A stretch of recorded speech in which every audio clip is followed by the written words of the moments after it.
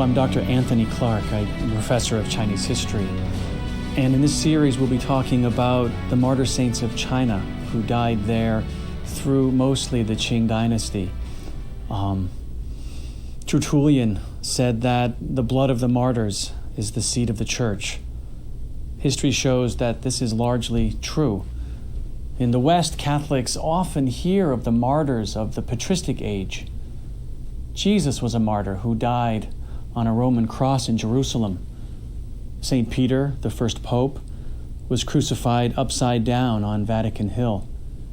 St. Andrew was crucified on a cross in the shape of an X. And St. Lawrence was roasted alive on an iron grill. After a few minutes of being cooked, Lawrence reportedly looked at his tormentors and said, "Turn me over, boys, I'm done on this side." Most Catholics know these names, but the Church today reaches beyond the borders of the West and the Middle East. It is now more universal than ever before. The Church spans the entire globe. And if what Tertullian said is true, then every region where the Mass is celebrated, there were Christian martyrs who came before and built a holy foundation with their blood. How many Catholics have heard of Saint Shi Zhuzi, who was flayed alive for refusing to worship a Buddhist statue? Or Saint Zhao Rong, who was tortured and died in prison because he would not deny his faith in Christ. China is known in the East as Zhongguo, or the Middle Kingdom. And this series is about the Christian saints who gave their lives there. This series is about their stories. It is about the saints of China, martyrs of the Middle Kingdom. To understand China's martyrs better, we must first understand the history of Christianity as it was established there. Well, the history of Christianity in China began as early as AD 637, when the Nestorian missionary Alapin first reached the capital of the Tang Dynasty. This was not Catholic Christianity. The first Catholic missionary in China was the Italian Franciscan Father John of Montecorvino.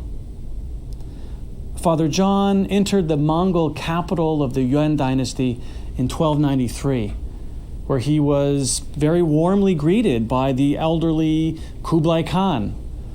The old Khan was in fact so impressed by the Franciscan that he allowed him to build a church beside the walls of the imperial palace. And Kublai is said to have delighted in the Latin chants and church bells of the nearby Catholic mission. Montecorvino was consecrated the first Catholic bishop in China. He baptized several thousands of converts in the north. But unfortunately for the church, China's first Catholic mission disappeared around 1368 as the Mongol rule ended and the new Chinese Ming Dynasty began. The first wave of Catholic Christianity in China did not last more than a century. But the second wave hit the Middle Kingdom with an intensity that has left an indelible mark on Chinese culture to this very day. That second wave was inaugurated by the brilliant linguist and holy Jesuit Father Matteo Ricci. After St. Francis Xavier had opened the trail to Asia, a stream of Jesuit missionaries followed in his footsteps. They were perhaps the most intellectually gifted and spiritually committed soldiers for Christ in the history of the Church. Next to St. Ignatius of Loyola, the founder of the Society of Jesus, Matteo Ricci is certainly the most famous of all the Jesuits and certainly the famous of all Jesuit missionaries. And he struck Asia like a firestorm. When he finally entered China, Ricci adopted St. Loyola's famous maxim, "It is not that they must become like us, but we like them. Thus, the Jesuit mission in China was based on the principle of accommodation. Chinese Christianity was to remain essentially Catholic, but the trappings were to respect and honor the Chinese culture that already existed in the Middle Kingdom. Ricci also understood that certain aspects of Christian belief should be introduced slowly in China. Prudence was the hallmark of Jesuit work. In a letter to his superior general in 1596, Ricci wrote, "We only venture to move forward very slowly. It is true that up till now, we have not explained the mysteries of our holy faith, but we are nonetheless making progress by laying the principal foundations." The most problematic claims of the early missionaries in China were the most sacred teachings of the Christian faith, namely, that an innocent man was tried and condemned as a common criminal, and that this common criminal was in fact God. In China, legal condemnation was its own proof of guilt, and even worse, that this man caused civil unrest. So by traditional Chinese sensibilities, condemned criminals are assumed guilty, and good people do not cause unrest in their community. Both of these aspects of Christ's life offended Confucian teachings. But despite these obstacles, the Jesuit father Matteo Ricci and his confreres successfully converted some of China's most educated elite, among whom was the celebrated court official Xu Guangqi, who took the name Paul at his baptism. Paul Xu became one of the three pillars of the Catholic Church in China, alongside Yang Tingyun and Li Zhizao. And his tomb in Shanghai still attracts a busy flow of visitors every day. One of the largest obstacles of conversion in China was the church's teaching that a man can only have a single wife. Chinese culture allowed men to have as many wives as a man could support in order to increase the possibility of having more sons. Emperors commonly had several thousands of wives in the palace. But the reward of heaven was high incentive, and men who converted to Catholicism normally made arrangements for their secondary wives to be supported in separate households, while they remained married to only a single wife. China was a very hierarchical society, and Matteo Ricci believed that in order to make it a Christian nation, it had to be converted from the top down. Thus, his plan was to convert the country's elite statesmen, and better yet, to convert the emperor himself. By the 19th century, the number of Catholics in China reached around 200,000 in all of China. But Ricci's original goal of converting the emperor, of making what the Jesuits called a Chinese Constantine, had been unsuccessful. Later missionaries, such as the brilliant and holy Jesuit Father Giulio Aleni, focused less on China's elites than on the poorer classes in China's remote villages. This is when the church really began to blossom. And as Christian numbers began to rise, the Chinese authorities became increasingly wary of these foreigners who taught what they considered to be a heterodox religion. Problems of religious and cultural dialogue plagued the Chinese mission in China, and fierce anti-Catholicism arose. Several factors contributed to China's growing anti-Christian view. One of the most obvious causes for Chinese reactions against Catholic missionaries was the fact that these Catholic missionaries were quite often brought to China on Western military ships. The Chinese have often said that while Buddhism came to China on the back of an elephant, Christianity came to China on the barrel of a gun. But probably the largest reason for China's traditional disdain for Christians was the infamous rights controversy. This controversy raged from around 1699 until 1704. The rights controversy is a sad chapter in the history of the Chinese church, because before this event, the emperor was giving the mission his increasing support. In 1692, the Imperial Office of Rights wrote an edict giving Christians unprecedented praise. The emperor said, quote, "We have seriously considered the matter of Europeans who have crossed the vast expanse of the oceans that separate us from Europe.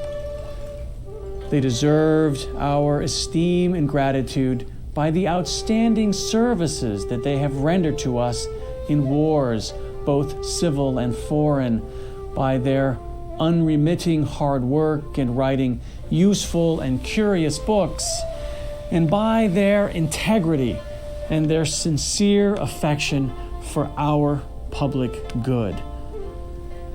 Moreover, their doctrine has nothing common with the false and dangerous sects existing within the empire, so that their teaching does not lead to sedition."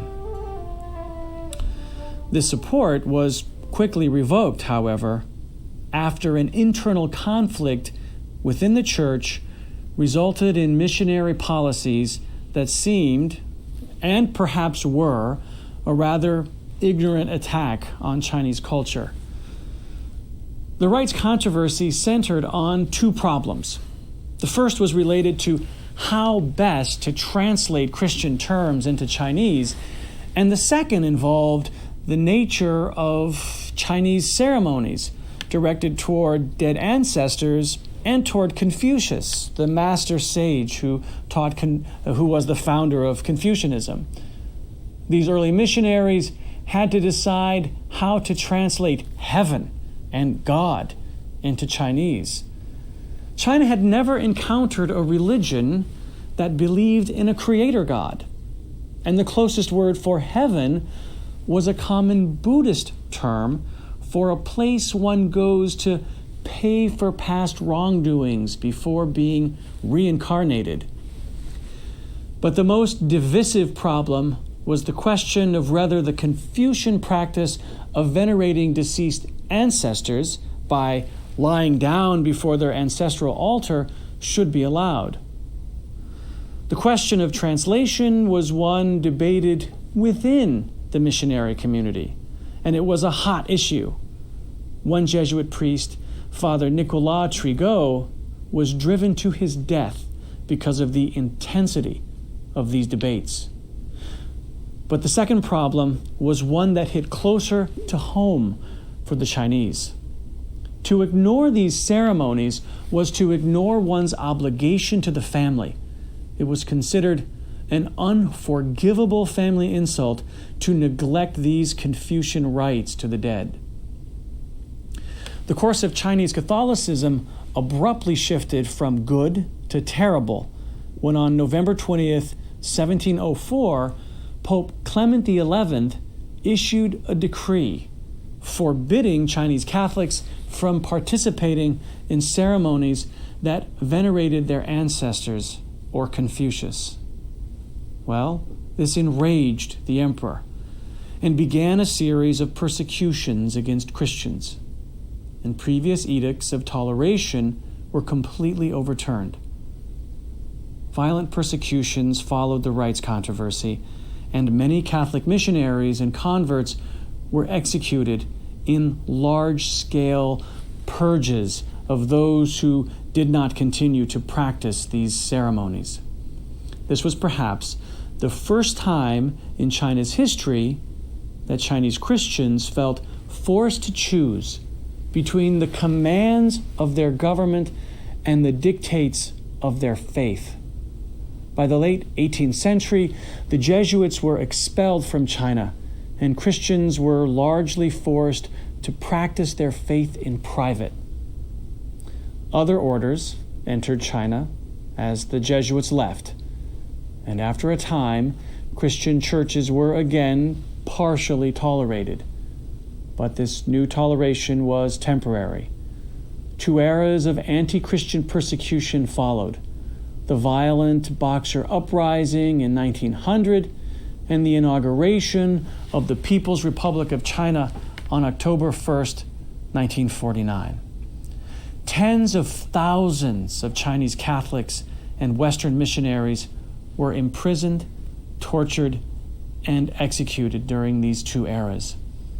And scholars are still discovering new records of persons and entire villages that died for faith in God. By the early 19th century, Britain's East India Company had became a major importer of opium into China, and the majority of native Chinese believed that the missionaries were a part of this terrible enterprise. They did not know that the Christians were, in fact, fighting to abolish this insidious trade. But in the end, Imperial British gunboats forced China's government to legalize the opium market and open all areas of China to missionaries. Well, it did not look good that opium and missionaries were legalized in the same agreement. Due to growing opium addiction and increased European military presence in China, Chinese Western tensions reached their highest point since the rights controversy. Anti-missionary violence became more common, and one incident occurred in Zhuye County in 1897 that ignited the inferno of the Boxer Uprising, which ended in the horrible deaths of tens of thousands of Catholics. A secret martial arts fraternity called the Big Sword Society destroyed a Catholic church and assailed 2 German priests in the middle of the night, leaving them hacked to death in their rooms. The one surviving priest, Father George Stenz, wrote an account of the attack. He writes, "There, suddenly the door of the next room gave way. The windows rattled, and amidst frightful screaming, the murderous gang forced its way into the room. At first, a dreadful silence ensued. Then suddenly, Father Heinle called out, 'Schalleren!' Someone's been killed. No doubt that this was meant as a warning to myself and the other Christians. At once, a number of murderers left the room in search of me. Several times, they passed the porter's room, scolding and cursing because they could not find me." The German authorities in China reacted with a show of military strength and demanded that the emperor rebuild the church, pay large reparations, and give Qingdao harbor to Germany. After this incident, Western powers increased their armies, and Chinese peasants reacted by amassing huge numbers of young men and women who trained in martial arts and called themselves the Yihe Chuan, or the Boxers of Righteous Harmony. They followed leaders of religious cults who told them that if they performed certain ceremonies, they would be possessed by the spirits of famous Chinese heroes. And they told them that they would be impervious to swords and bullets. Popular books were distributed through China that claimed that Catholics actually worshipped a grunting pig named Yezu, and that missionaries were wealthy because they had removed the eyes of Chinese converts to magically change them into silver. One book called upon the Chinese to beat these devils and burn their books. This was the beginning of a wholesale massacre of Christians, men, women, and children. After months of tragic violence against Christians in the month of August 1900, 8 Allied foreign armies marched into Beijing, into the Forbidden City and into China, liberating the remaining foreign missionaries, converts, and diplomats. China's Catholic community was, by that time, much smaller, but the witness of those many thousands who died for refusing to reject God inspired a renewal of Christian conversion. Many new converts came from the very secret societies that had formerly persecuted Catholics. From 1900 until 1949, Christianity grew as it had never grown in China before. It was atheistic communism that struck the next blow to the Chinese Christian church. By the 1940s, China was a fertile vineyard for Christian missions. Jesuits, Franciscans, Dominicans, Salesians, and many other orders had erected beautiful new churches and built orphanages, schools, and hospitals to serve the poor, the young, and the infirm. China's last empire, the Qing, had fallen in 1911. And in its wake, 2 leaders contended to rule the country's divided population: the Marxist Mao Zedong and the Christian Chiang Kai-shek. The nation was experiencing one of its most turbulent periods in its 5,000-year history. Mao was viewed as a benevolent communist and Chiang as a fascist Christian.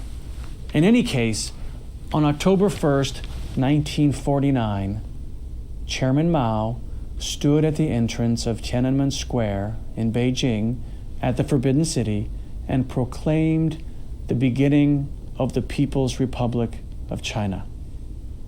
Atheistic communism was the new state ideology, and religion had become the enemy of the people. The leader of China's United Front Department from 1949 to 1962 was a man by the name of Li Weihan. Li was the architect of the Communist Party's policies regarding religion. And he said in a speech that while the government should present an image of religious freedom, quote, the proper implementation of the party's religious freedom policy is to uproot religion. The party's goal, he asserted, should, quote, ultimately lead to the extinction of religion. One of the most telling comments that Li made was, "We communists are atheists and must unremittingly propagate atheism." China's Catholics were now in a dangerous position. On the one hand, the government said it would allow freedom to practice their religion, while on the other hand, it issued public statements outlining its goal to eliminate religious belief. For its part, the Church had made its stance on communism very clear. Pope Pius IX declared that communism was a monstrous doctrine, that it is completely contrary to natural law, and which, once accepted, would utterly destroy rights, institutions, properties, and the basis of human society itself. Pope Leo XIII described it as a deadly plague which attacks human society in its very heart and would destroy it completely. And Pope Pius XI called communism a counterfeit kind of salvation in China. Catholics began to unite under the banner of the Legion of Mary to resist communism, and the party responded with a fierce campaign to disconnect Chinese Catholics from papal authority. The government called on the socialist youth to protest against the Catholic youth, especially the Legion of Mary. China was to be an independent church, no longer under the authority of the Pope in Rome. Tensions between the Chinese government and the Vatican increased, and by 1955, all non-Chinese priests and nuns were exiled from China, and thousands of Chinese clergy and faithful were imprisoned for refusing to sever their ties with the Holy Father. In the 1960s and 70s, the Catholic Church, the bishops and the priests suffered under the plague of the Maoist Cultural Revolution, and China's church suffered a persecution that had never been seen before. The number of martyrs in China, one bishop told me, are so many that he couldn't count. He said to me, many men and holy women died for their faith during the cruelties of the Cultural Revolution. But this series is about those martyr saints, those who suffered for our holy faith, and it is their stories that we'll tell.